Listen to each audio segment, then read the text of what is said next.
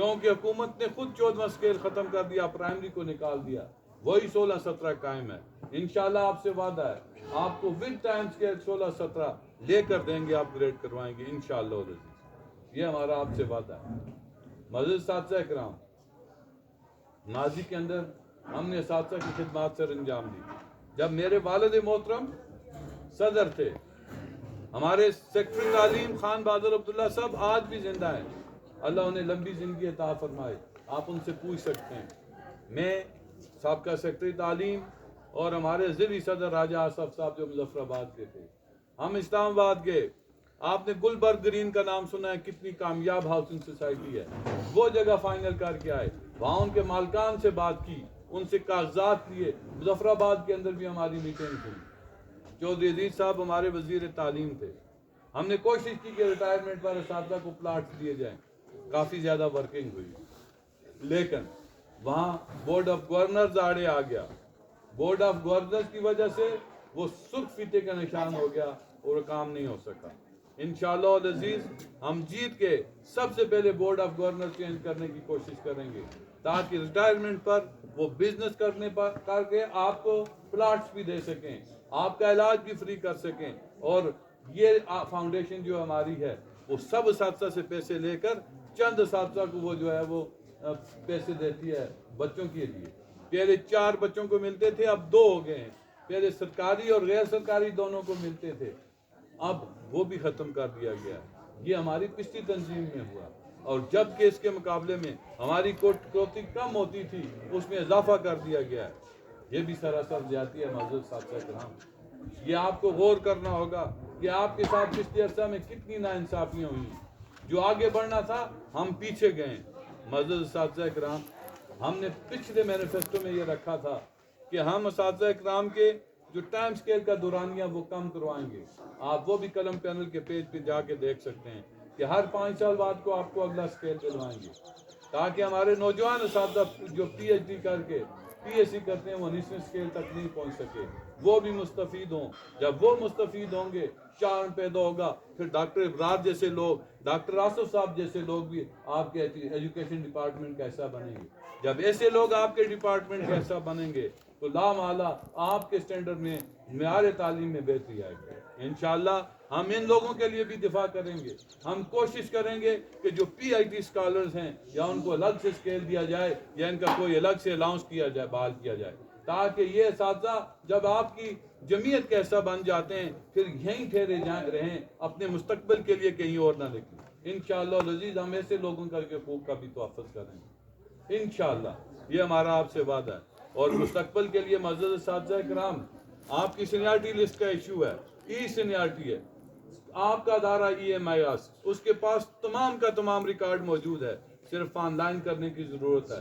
اور یہ پچھلے دور میں بھی وعدہ کیا گیا, جان بوجھ کر نہیں کیا گیا. ہم انشاءاللہ العزیز فل آپ کا جو ڈیٹا ہے وہ آن لائن کریں گے. ایس بی اے کے معاملات میں آپ کو شکایات رہتی ہیں, اس کے اندر آپ کا کبھی دفاع نہیں کیا گیا. اس میں رشوت ستانی ہوتی ہے, میرٹ سے ہٹ کر ہوتا ہے. انشاءاللہ العزیز ہم اس کو ڈویژن کی سطح پر لے کے آئیں گے, تاکہ میرٹ کی بنیاد پر ہو سکے. آپ لوگوں کو پتہ ہو کہ یہاں کون کون سا بندہ ڈنڈی مار رہا ہے اور کون وہاں سے آگے نکل رہا ہے. ایس بی اے بھی آپ کو انشاءاللہ میرٹ پر ملے گا. اور کوشش کریں گے کہ جو آپ کی ایچ پی اے کی رقم ہے اس میں اضافہ کیا جائے, تاکہ زیادہ سے زیادہ لوگ مستفید ہو سکیں. اور ہم حکومت سے یہ اپیل کریں گے, جو ہر سال فنڈ لیپس ہو جاتے ہیں اس کو وہ ایچ پی اے میں ڈال دیں, تاکہ آپ لوگوں کا بھی فائدہ ہو, حکومت کو بھی ماہانہ طور پر پیسے ملتے رہیں اور آنان حکومت چلتے رہیں. معزز اساتذہ کرام, عزت اور وقار کی بات کرنی چاہیے. پچھلے 3 سال کے اندر اگر سب سے زیادہ ہمیں متاثر کیا ہے تو عزت اور وقار نے متاثر کیا ہے. آپ کی اپ گریڈیشن ہو جانی چاہیے. یہ میں بڑے واضح انداز میں کہتا ہوں, اگر نہیں ہوئی تو وہ تاثر شاہین صاحب کی وجہ سے نہیں ہوئی, ان کے رویے کی وجہ سے نہیں ہوئی, ان کی حکمت عملی کی وجہ سے ہوئی. میں آن ریکارڈ کہتا ہوں, اگر وہ وزیر اعظم صاحب کے ساتھ اپنے تعلقات کو خراب نہ کرتے, اگر ان کی پہنچ جناب وزیر اعظم تک ہوتی, تو پچھلے 3 سالوں میں آپ کی اپ گریڈیشن ہو جانی چاہیے. میں حلفاً کہتا ہوں کہ آخری 3 مہینے چھوڑ کر وہ کوئی ایک ایسی ہمیں فوٹو دکھا دیں, کوئی فوٹو دکھا دیں جہاں وہ جناب وزیر اعظم سے ملے ہوں. हमारा अपग्रेडेशन का चश्मा अगर फूटना था तो जनाब वज़ीर-ए-आज़म से फूटना था। वो सेल्सियाँ तो बनाते रहे, सेक्रेटरी तालीम साहब से बनाते रहे, वज़ीर तालीम साहब से बनाते रहे, MLA साहिबान से बनाते रहे, लेकिन जहाँ ज़रूरत थी, जहाँ जो दरवाज़ा खटखटाना था वो नहीं खटखटा सके। ये आपकी क़यादत पर है कि वो किस तरह तदब्बर से, हिकमत अमली से, इज़्ज़त व एहतराम से हुकूमत के पास जाकर आपको ये दिलाती है। क्योंकि आखिरी बार जब हमारी सेक्रेटरी तालीम साहब से मीटिंग हुई थी, सेक्रेटरी तालीम साहब ने बरमला कह दिया था अब हमें हुकूमती फंड्स की ज़रूरत नहीं है, हमारी डिपार्टमेंटल इतनी बचत है कि हम आपकी अपग्रेडेशन कर सकते हैं और वो विद टाइम स्केल कर सकते हैं। लेकिन आपकी क़यादत इस तरह थी जो जज्बाती थी, जो नाराज़ होकर एक कोने पर बैठ गई थी, जबकि आपकी क़यादत को नाराज़ नहीं होना पड़ता, उसको रास्ते बनाने पड़ते हैं, रास्तों की हर्डल्स दूर करनी पड़ती हैं। जबकि हमारे सदर साहब ने अपने रास्ते में खुद कांटे बिछाए, अपने रास्ते में खुद गड्ढे खोदे, अपना रास्ता खुद मुश्किल बनाया। जबकि हमारी क़यादत का काम होता है कि अपने रास्ते साफ करे, रास्ते बनाए। मुअज़्ज़ज़ साथिया इकराम, ये चंद एक गुज़ारिशात रखी हैं, हमारा मंशूर जल्द आपके पास होगा। हम एक वाइट पेपर शाया कर रहे हैं, जो चंद मिसालें आपके सामने रखी हैं माजी की खिदमत, वो सारी की सारी आपके पास आएंगी। आप उससे गौर से पढ़ें और आपके सारे सवालात के जवाबात इंशाअल्लाह उसमें मौजूद हैं। अब जब वोट कास्ट करने जाएं तो आप मेरिट पर वोट कास्ट करें।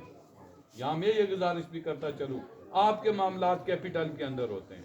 जनाब वज़ीर-ए-आज़म का ऑफिस कैपिटल में, वज़ीर तालीम कैपिटल में, सेक्रेटरी तालीम कैपिटल में, DPIs कैपिटल में। तो आपकी खिदमत वो बंदा ज्यादा बेहतर कर सकता है जो कैपिटल में मौजूद हो। अगर आप हमारा इंतखाब करते हैं तो दिन में 16 से 18 घंटे हम आपको मुयस्सर होंगे, हम आपकी खिदमत ज्यादा बेहतर तरीके से कर सकते हैं। माजी में सैयद नज़ीर हुसैन शाह साहब कामयाब किस लिए हुए?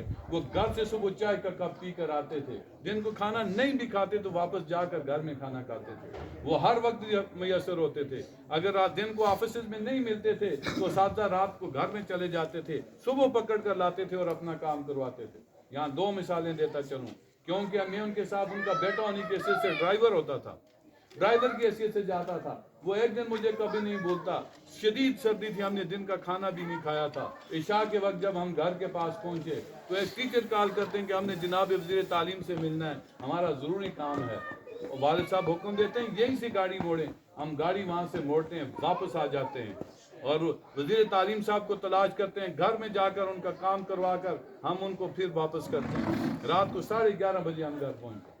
मेरे नाना अबू की भाई की डेथ हो गई, मेरे नाना अबू, हम जनाजे पर थे। टीचर कॉल करते हैं कि हमें सेक्रेटरी तालीम साहब से मिलना है, आपकी ज़रूरत है। हम जनाजा छोड़कर उनका काम करवा कर फिर वापस जनाजे पर जाते हैं। ये हमारी खिदमत हैं, ये हकीकतें आपके सामने रखनी हैं।